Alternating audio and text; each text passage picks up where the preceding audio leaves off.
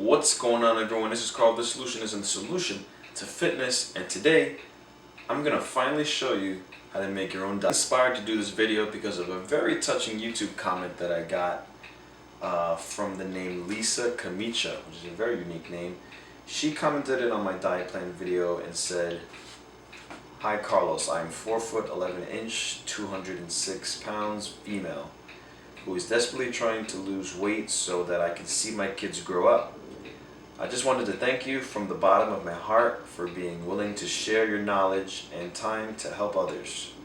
Your video was honest, clear, concise, and very enjoyable. Please continue making your videos. You are a true gem."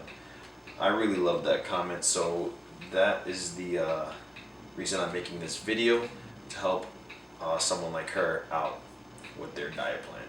Well, some people have their own system, but here's how I'm able to find out mine. I'm going to make this as simple and clear as possible because it's really, honestly, it's not that hard. So I'm going to try my best not to bore you. Well, first, whenever I train someone and that person is overweight, and they're really overweight and they want to know what to eat to lose weight, they want to get on a diet plan, I wouldn't put that person on a strict diet plan. I wouldn't have them count their calories or nothing like that. The first thing I will tell them to do is to eat right. And I mean the obvious things, like cutting out the fast foods, the chips, the sodas. Because if I put someone who has never in their life did a diet plan and all of a sudden give them a strict menu, unfortunately 90% of the time they'll give up with it. They may think it's too hard, it doesn't taste good, it's time consuming, whatever the case may be. I'll give them tips and little tips here and there on how they could adjust their diet, but nothing too major. Once I see after about a month that they've been eating clean, the best that they can, then we can get into the strict stuff. But I don't want to hit them all at once with everything. So let's start out with the obvious one, which is the protein. This depends on how frequently you work out and how intense your training is. Now, if you're working out 6 to 7 days a week, leaving it all in the gym, the blood, the sweat, the tears, then I recommend 1 gram per body weight, maybe even a little more. Now, if you're doing half that, maybe I hate the damn clock. And if you're doing half that, maybe 3 to 4 days a week, then I recommend around 0.7 to 0.8 grams per body weight. And if you're somebody that doesn't really work out, you work at a job where you're sitting most of the time, you go home, you sit down and watch TV, then the recommended intake is around 1 kilogram per body weight. Now, when it comes to the fats, I usually keep that around 0.2 grams per body weight. Now, the carbs can be a little tricky. Now, for an average person trying to lose weight, a good starting point will be 1 gram per body weight as well. If you can do less than that, that's good. Then in about a week, I check the results, see if any change, and then we decrease it from there. So for example, if I weigh 220 pounds, I'm going to have 220 grams of carbs today, spaced out throughout the day. Then next week, if I see a pound or two of difference, then I decrease it to around 200 grams of carbs. You really got to find the number that works best for you, because like I said in earlier videos, everyone is different. Now, if you're trying to maintain a lean physique, then you still want to drop your carbs, but not as much. For me, I like to maintain as much mass as possible, so I don't cut out carbs all that much. I do cut them, but not too much. I'll get into that. I don't like to look like a toothpick when I start leaning out. But what workouts I do and how I conduct my day also affects what I'm taking in. So let's say you're training arms today and you weigh around 190 pounds. A good arm workout doesn't require all that much energy. So for today, I would have around 150 to 160 grams of carbs. So let's also say, same thing, 190 pounds, you're working legs. Legs is a big muscle, requires a lot of energy. For that day, I'd probably up it to 200 to 220 grams of carbs, somewhere around there. You get what I mean, right?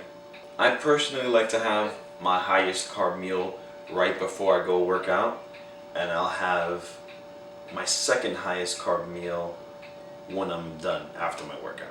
And I don't mean any kind of carbs, I mean your complex carbs, your rice, your whole grain, your sweet potato, alright, things like that. Don't get too excited. And you also want to make sure that you don't have too much carbs before bed. You don't want to have anything sit in your stomach when you're laying down. A good thing to have is something called casein protein. Look into that. It's something not too heavy that you can have, and then slow digestive protein. The sodium I always keep at the same number, around 800 to 1,000 milligrams. You want to retain as less water as possible. So when you're keeping it around that number, you're going to start losing twice as much. You also want to make sure you're drinking a lot of water. I recommend around 8 to 11 cups a day. And if you start peeing a lot, don't worry, that's good. Now here's a bonus topic for this video. Cheat meals. Should you have it? Now most other fitness YouTubers would probably put that in a separate video, but I'm going to add this in for you to know right now. Now if you're just starting your new diet, and I don't mean the super strict diet, I just mean a regular diet where you're cutting out all the fast food and all the junk food and stuff like that, then I don't recommend a cheat meal yet. Stick with this for about a month before you start getting into stuff like that. But for the people that are having a strict diet plan, I recommend a cheat meal once a week, and it's usually Sunday. Sunday's usually the day that people pick to have a cheat meal. Sunday, but not a cheat day, alright? I want to get that straight. A cheat meal. I also prefer that cheat meal is not too late in the night. Sometimes you can't help that, it happens, but I would prefer to have the cheat meal a little bit early in the day so it doesn't sit too much. You want to have the cheat meal when you essentially stop losing weight. Now eventually, as you continue with the diet, your body may start getting used to it, okay? And it's not gonna work as hard. So you kind of want to shock the system. You want to get that metabolism boosted with this unfamiliar meal that you're putting into your body. You're pretty much revving up the metabolism because it's going to start working harder to burn off all that food that you're putting into your body. Now this, once again, this is when you're into your diet and you're well into your diet plan and you start noticing that you're losing weight less and less. Okay, so don't start right away with cheat meals. Okay, I know you really want them, but you gotta hold back a little bit, you know. Thanks. Case in point, it is hard work. Alright, it's not gonna be easy, I ain't gonna lie to you. There's no magic pill that's gonna do it for you. You gotta really stick to it. You gotta diet. Right now, I'm just giving you what worked for me, and what works for me may not work for you.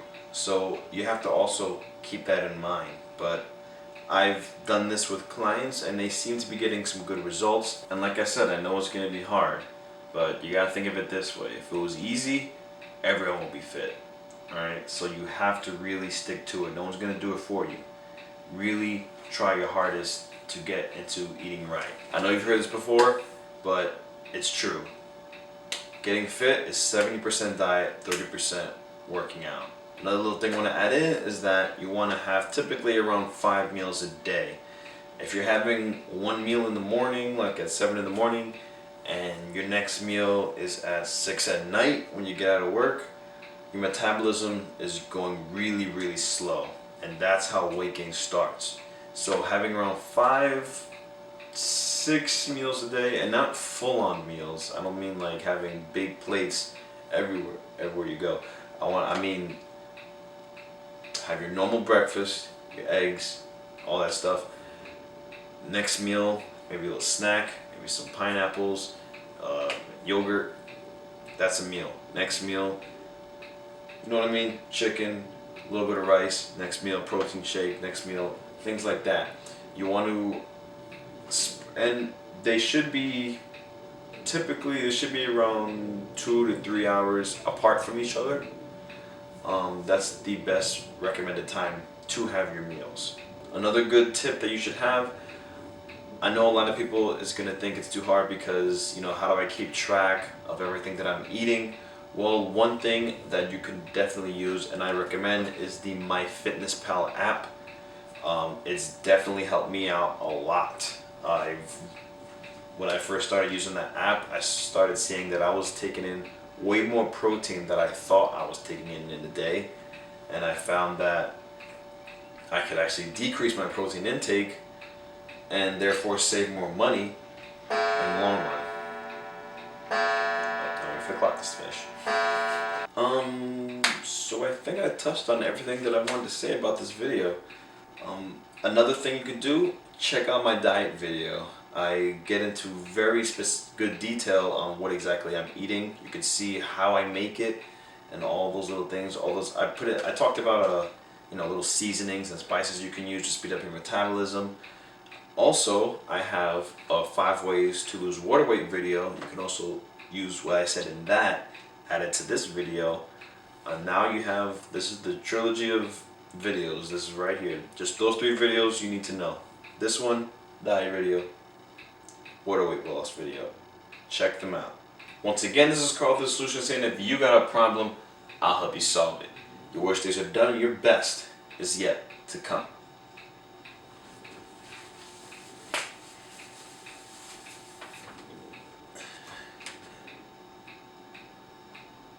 Two weeks out.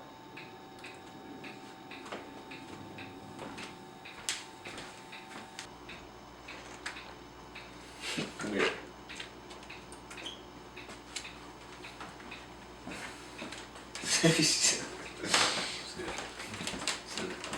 This is what you don't eat right here. Don't have this, okay? You gonna put me like, I ain't gonna put me on blast on YouTube, huh? Alright, kitchen's confiscated, guys.